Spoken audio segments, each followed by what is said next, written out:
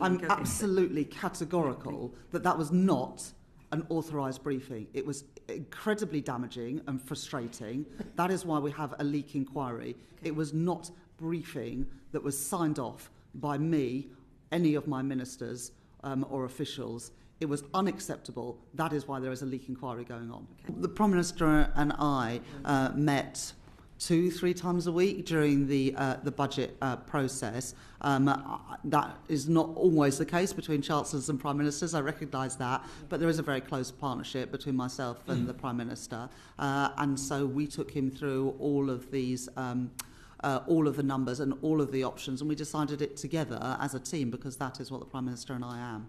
Imagine waking up on New Year's Day, nursing a hangover, perhaps regretting that third glass of prosecco, and suddenly remembering that 2026 is a year the British economy might actually implode. Not gradually decline, not gently wobble, but properly, catastrophically implode. Well, you don't need to imagine it because according to fresh polling from Ipsos, that's exactly what the British public is expecting. And when 63% of the country thinks a government is about to break a major manifesto promise and hike income tax, you know we're in for an absolutely wild ride. Strap in, because this economic roller coaster has no safety harness and the tracks look decidedly dodgy. Quick favor, if you're loving what we do here at British Mirror, hit that subscribe button and smash the bell icon. Over 94% of you haven't subscribed yet. It's completely free. Takes about 2 seconds, and honestly means a world to us. Cheers if you've already done it. Right, back to the show. Let's start with the absolute headline grabber that should have Rachel Reeves reaching for the strongest coffee available. 63% of Britons think the government will increase income tax this year despite a Labour manifesto pledge not to hike rates. 63%. That's not a fringe minority of conspiracy theorists. That's nearly 2/3 of the entire country looking at Labour's promises and thinking, yeah, those aren't worth the paper they are printed on. It's like promising your partner you'll definitely do the washing up this time, and watching them immediately set a reminder to check later because they know you absolutely won't. Trust has left the building, and it's taken credibility with it. Now, here's where this gets properly uncomfortable for the Chancellor. Labour explicitly promised in their manifesto not to raise income tax rates. Not in vague terms, not with clever wording that leaves wiggle room. But explicitly, it was one of their core pledges. Vote for us, they said, and we won't pick your pocket through income tax increases. Yet here we are, barely months into the government, and the public has already decided that promise is doomed. That's not just pessimism. That's a complete collapse of faith in political commitments. When the electorate assumes you're lying before you've even had a chance to break the promise, you've got serious problems. But wait, it gets worse. Because income tax fears are just the appetizer in this feast of economic doom. Half of Britons, 51%, expect the country will tip into recession in 2026. A recession, not sluggish growth, not disappointing performance, but an actual, technical, 2 consecutive quarters of negative growth recession. Half the country is bracing for economic contraction whilst the government insists everything's fine and growth is just around the corner. It's like being passengers on the Titanic, whilst the captain assures everyone that iceberg was perfectly safe and there's absolutely nothing to worry about. And if you thought things couldn't get more brutal for Rachel Reeves, think again. Just 27% of people think she'll still be Chancellor by the end of the year. 27%. That's not a vote of confidence. That's a vote of no confidence with bells on. 3/4 of the British public are essentially saying they expect the Chancellor to be gone within 12 months. Whether through resignation, sacking, or some other dramatic exit, the overwhelming majority of people think Rachel Reeves is on borrowed time. That's absolutely savage. Imagine turning up to work knowing 3/4 of your colleagues are running a sweepstake on when you'll be clearing out your desk. The economic pessimism doesn't stop there, because apparently we're not done wallowing yet. Only 16%. 16%. Consider it likely inflation will dip below the Bank of England's 2% target. So not only do people expect a recession, they also expect persistent inflation. That's the worst of both worlds. Stagflation. Anyone? An economy that's simultaneously contracting and experiencing inflation is basically economic hell. Your wages stagnate or shrink whilst everything costs more.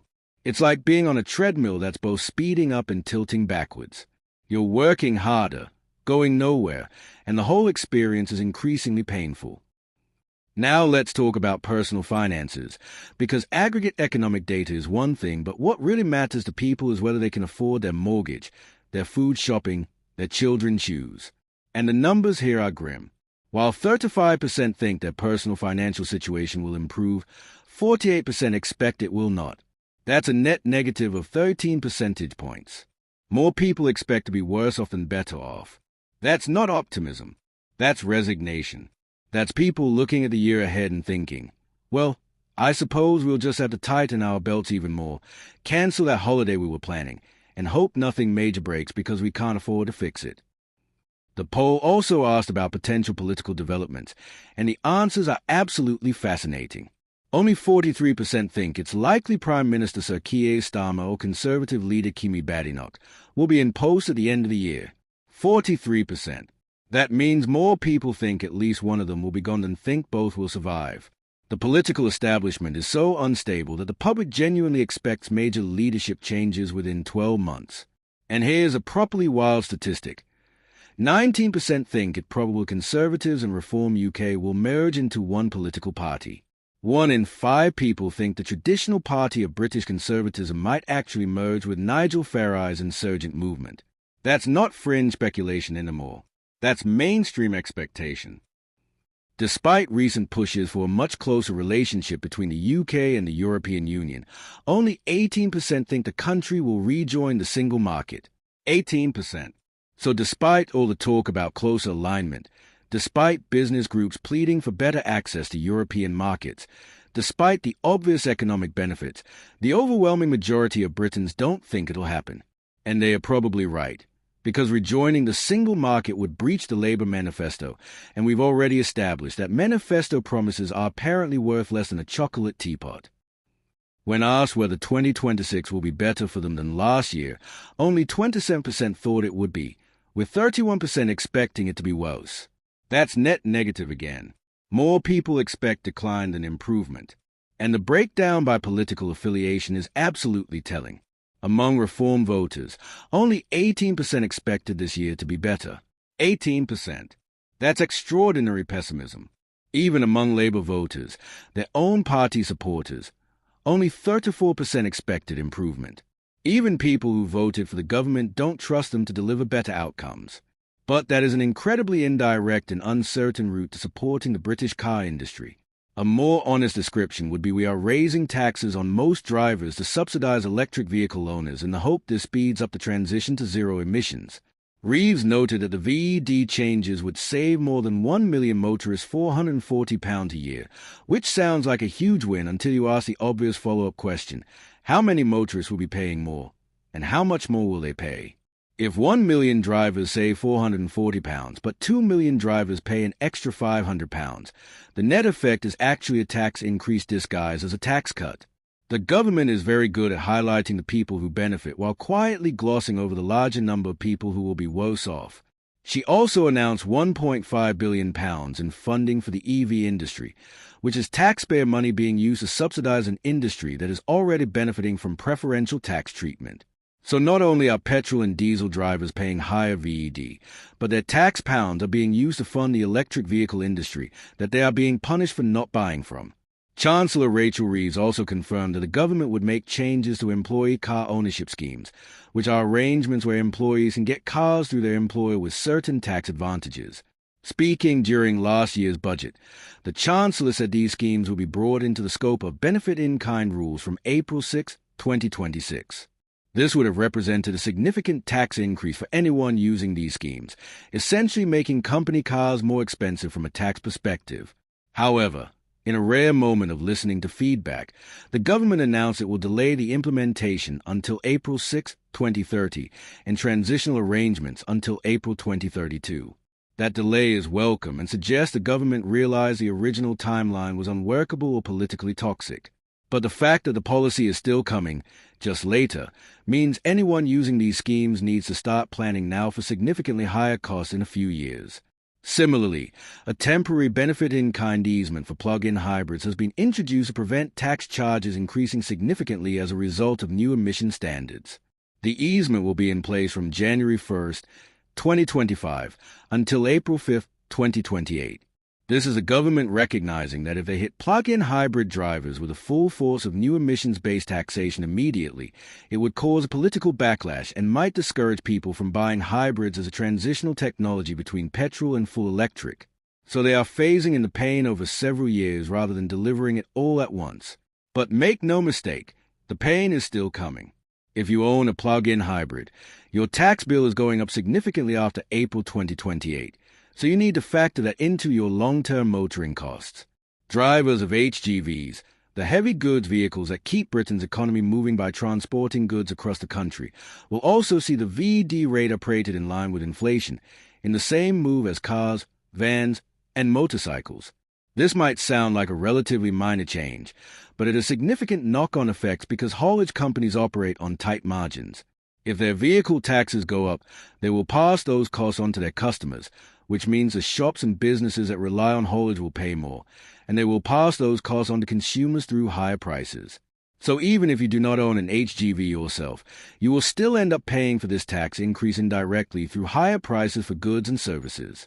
The government also stated that it would uprate the heavy goods vehicle levy in line with inflation from the start of the new financial year. This is a separate charge on HGVs based on their weight and how much they use British roads, and it is another cost that haulage companies will pass on to consumers. The cumulative effect of VED increases and levy increases means that transporting goods around Britain is becoming significantly more expensive, which feeds into general inflation and makes everything more costly for ordinary people. The broader political and economic context of these tax changes is crucial to understanding why they are happening now. Rachel Reeves is committed to not raising income tax, national insurance, or VAT in accordance with Labour's manifesto promises. But the government still needs to raise revenue to fund public services and reduce borrowing. So instead of raising the big headline taxes that everyone pays and that are politically very visible, she is going after motorists through vehicle excise duty, fuel duty, and various other charges that affect specific groups and are slightly less politically visible. It is a classic strategy of raising revenue through taxes that people do not immediately notice or that affect minorities who can be politically isolated. The problem with this strategy is that millions of people drive cars, and they absolutely will notice when their VED bills go up or when they start getting charged per mile for driving their electric vehicles. These are not obscure technical taxes that only affect wealthy individuals or corporations. These are charges that will hit working families, small business owners, and anyone who relies on a vehicle for their livelihood. The political backlash could be substantial, particularly if people feel they were misled about the true cost of the transition to electric vehicles, or they conclude that Labour promised not to raise taxes but then went after motorists because they thought they could get away with it.